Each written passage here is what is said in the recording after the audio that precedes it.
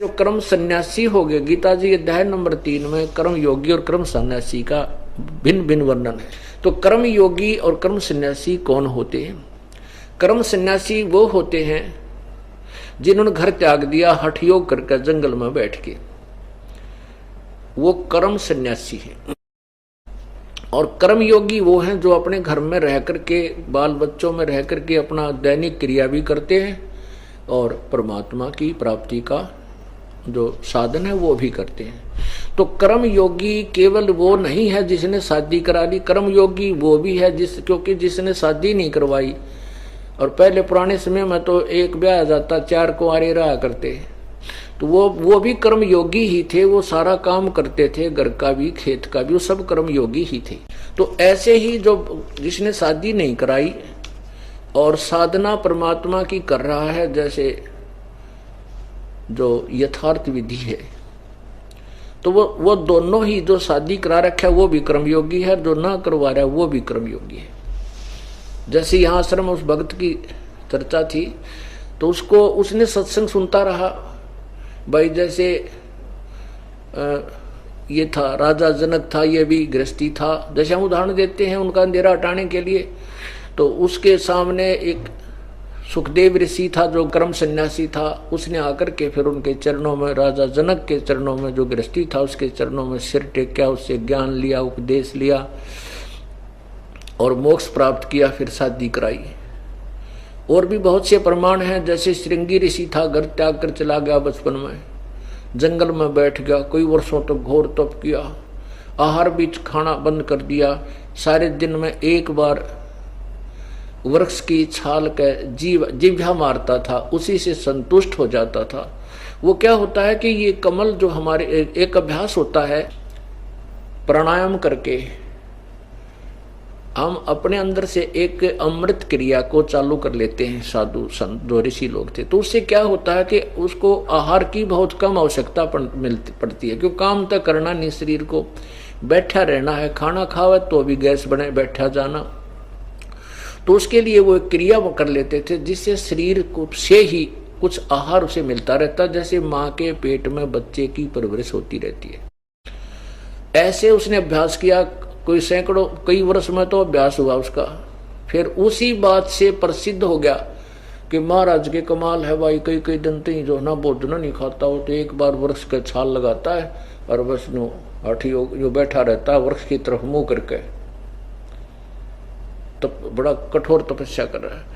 वो एक दिन उठ के कुछ वर्षों के बाद जब उसने ये हो गया कि अब तू अंडी पाक लिया और अब तेरे, वो बैटरी चार्ज कर ली उसने 10-12 वर्ष तक अपनी साधना करके। इनका कोई समय होया कर 12 वर्ष या 5 वर्ष, कुछ ऐसा फिक्स करके चलते हैं। तो वो अयोध्या नगरी के पास जाकर बैठ गया।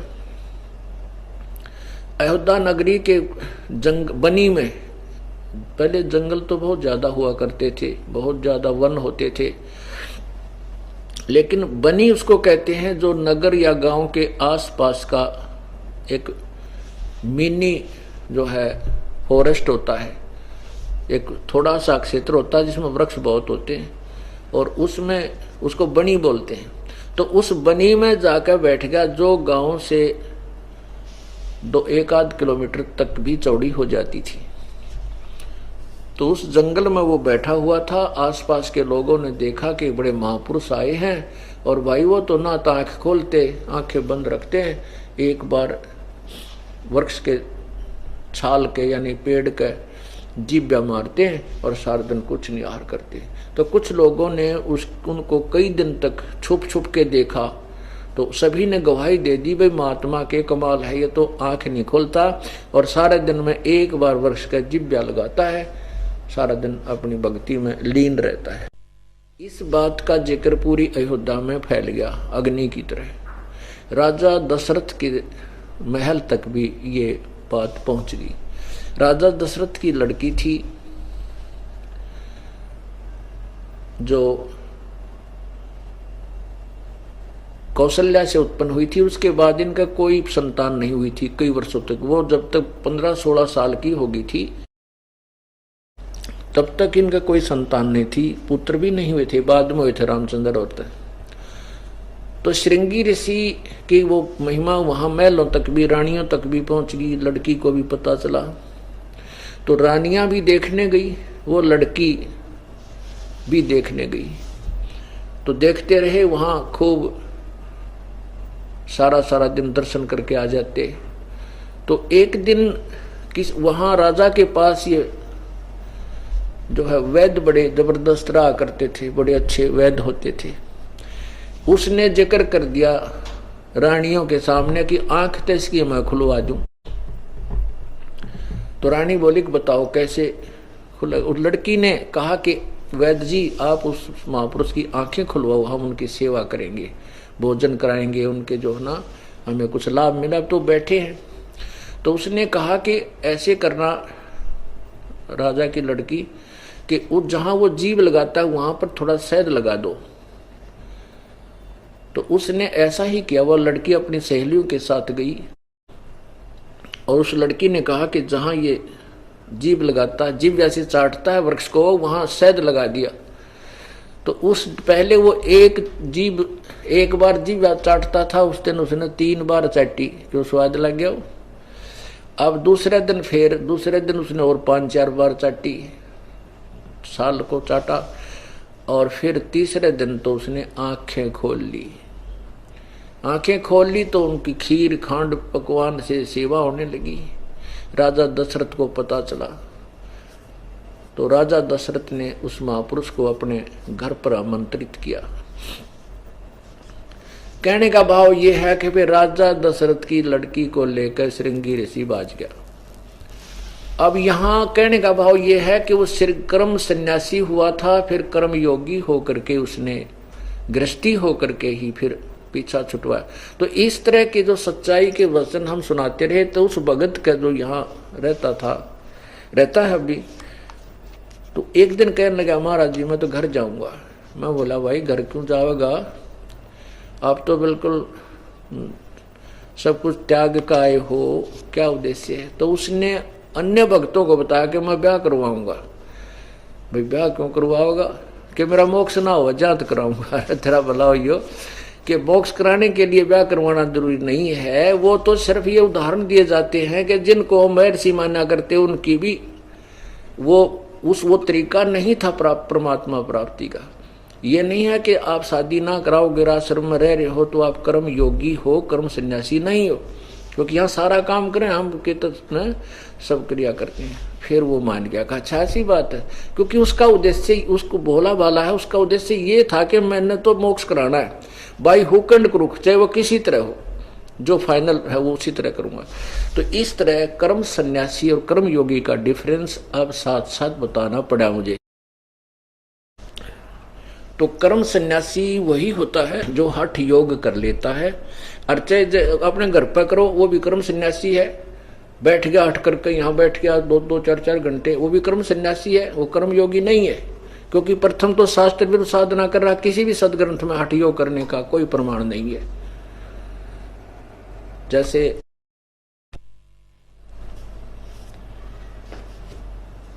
गीता जी के अंदर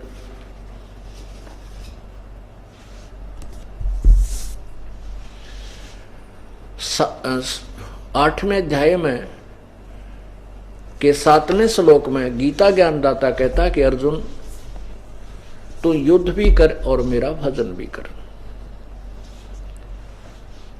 इससे सिद्ध है कि काम जब युद्ध से कठिन तो कोई कार्य नहीं हो सकता।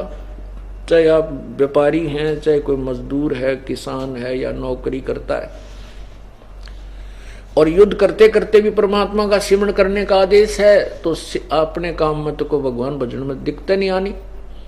युद्ध में तो 24 घंटे नो सामने शत्रु का वार से भी रक्षा करना नहीं है, उससे बचाव भी करना और उसके ऊपर तीर भी छोड़ना था, तो फिर भी उसका याद रखना भगवान के मंत्र का।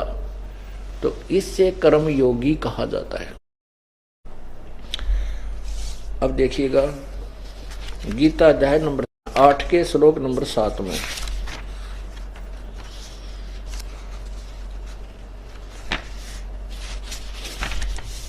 ये है पवित्र गीता जी,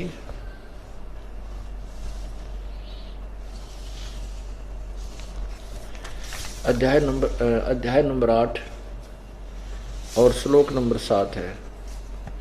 इसलिए हे अर्जुन, तू सब समय में मेरा स्मरण कर और युद्ध भी कर। इस प्रकार मुझ में अर्पण किए हुए मन बुद्धि युक्त होकर तू निसंदेह मुझको ही प्राप्त होगा। अब 18वें अध्याय के 40 से लेकर के और 53 तक स्पष्ट किया है। ये देखिएगा अध्याय नंबर 18, इसमें क्या बताया है देखिएगा 40 में कि पृथ्वी में या आकाश में अथवा देवताओं में तथा इससे सिवा और कहीं भी वह कोई भी ऐसा कोई भी नहीं है, सत्व नहीं है जो प्रकृति से उत्पन्न इन तीनों गुणों से रहित हो। आगे देखिए, हे परंतम ब्राह्मण, क्षत्रिय और वैश्य तथा शूद्रों के कर्म स्वभाव से उत्पन्न गुणों के द्वारा विभक्त किए गए हैं। ये 41 आपने पढ़ा। अब 42 देखना, अंतःकरण का निग्रह करना, इंद्रियों का दमन करना, धर्म पालन के लिए कष्ट सहना। ये तप क्या है? ये यहां तप का आगे विश्लेषण दिया जाएगा। जैसे तप के विषय में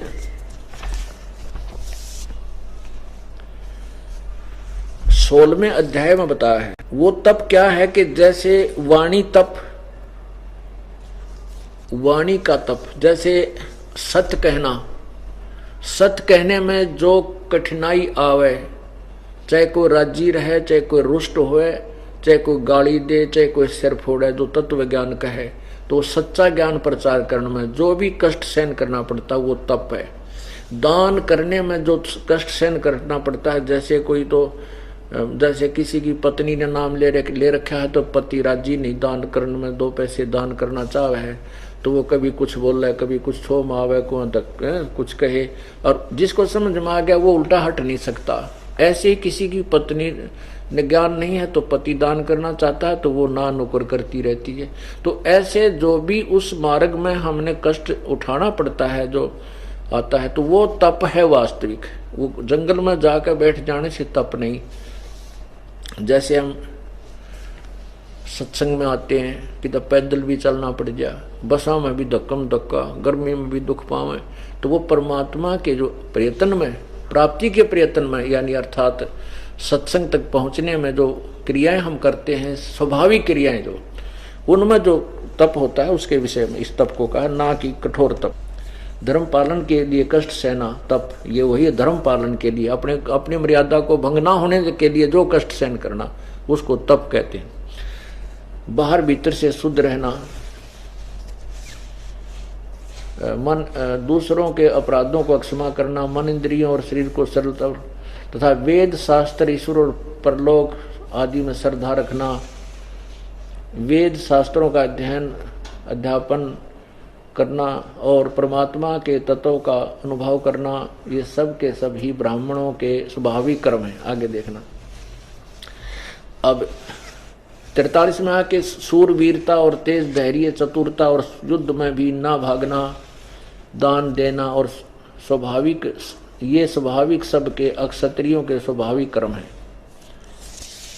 आगे देखना, 44 में लिखा कि खेती गौ पालन और क्रिया विक्रय रूप सत्व्यवहार, ये वैश्य के स्वाभाविक कर्म हैं तथा सब वर्णों की सेवन करना शूद्र का भी स्वाभाविक कर्म है। आगे देखो, अब इसमें जो स्पष्ट करना चाहता है ये दास 45 में लिखा है कि अपने अपने स्वाभाविक कर्मों में तत्परता से लगा हुआ मनुष्य भगवत प्राप्ति रूप परम सिद्धि को प्राप्त होता है। अपने स्वाभाविक कर्मों में लगा हुआ मनुष्य जिस प्रकार से कर्म करके परम सिद्धि को प्राप्त होता है, उस विधि को सुन। अब इसमें क्या स्पष्ट किया है कि जो भी जिसका जो कर्म है, जैसे भाई ब्राह्मण का, क्षत्रिय का, वैश्य का, शूद्र का, अपने अपने कर्म को करते हुए वो परमात्मा प्राप्ति कर सकता है।